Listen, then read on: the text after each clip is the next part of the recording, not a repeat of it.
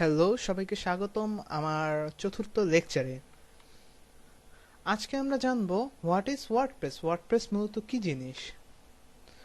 WordPress একটি online open source WordPress তৈরি করার একটি টুল বা মাধ্যম, যা পিএইচপি প্রোগ্রামিং ল্যাঙ্গুয়েজ দিয়ে তৈরি, এবং এটি সবচেয়ে সহজ এবং শক্তিশালী ব্লগিং সাইট তৈরি করার জন্য এবং কন্টেন্ট ম্যানেজমেন্ট সিস্টেম হিসেবেও ব্যবহার করা হয়, যাকে আমরা ইন শর্ট বলি সিএমএস।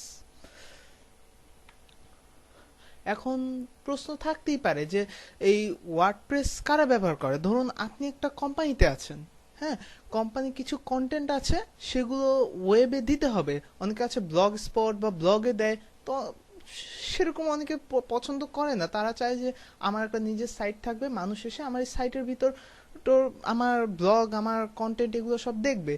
তো সেই জন্য পার্সোনাল ব্লগিং সাইটের জন্য এই ওয়ার্ডপ্রেসটা তৈরি করা হয়। এবং কি শুধুমাত্র যে ব্লগস, পার্সোনাল ব্লগ বলতে যে অনেকে অনেকভাবে মনে করে যে আমার পার্সোনাল ব্লগ হয়তো কেমন না কেমন হয়, বাট ওয়ার্ল্ডে অলমোস্ট অধিকাংশ ওয়েবসাইটই ওয়ার্ডপ্রেস দিয়ে বানানো, এমনকি ওয়ার্ডপ্রেসের আওতায় চলে আসতেছে, কারণ এটা সবচেয়ে ইজিয়েস্ট ওয়ে ব্লগ করার জন্য। তাছাড়া দেখা যায় যে টেক ক্রাঞ্চ, দেন মিশেবল, দেন আছে নিউ ইয়র্ক টাইমস, সিএনএন, এরকম বড় বড় সাইটও ওয়ার্ডপ্রেস দিয়েই তৈরি। এখন আমরা বলতে পারি আমরা এটা কিভাবে পেতে পারি। হ্যাঁ, আবার আসতে পারে যে ওয়ার্ডপ্রেস এটা কি ফ্রি, এটা কি পেইড। এটা অবশ্যই ফ্রি, এটা টোটালি ওপেন সোর্স। আর এই ওয়ার্ডপ্রেসটা আমরা পাবো wordpress.org অথবা wordpress.com।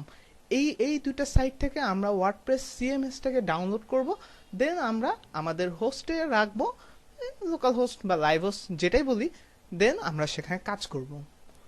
তো দ্যাটস ইট ফর টুডে। একটা জাস্ট শর্ট ইন্ট্রোডাকশন দিলাম ওয়ার্ডপ্রেস সম্পর্কে। আমরা প্র্যাকটিক্যালি যখন কাজ করব তখন এ সম্পর্কে আরও বিস্তার অনেক কিছু শিখতে পারবো। সকলকে ধন্যবাদ।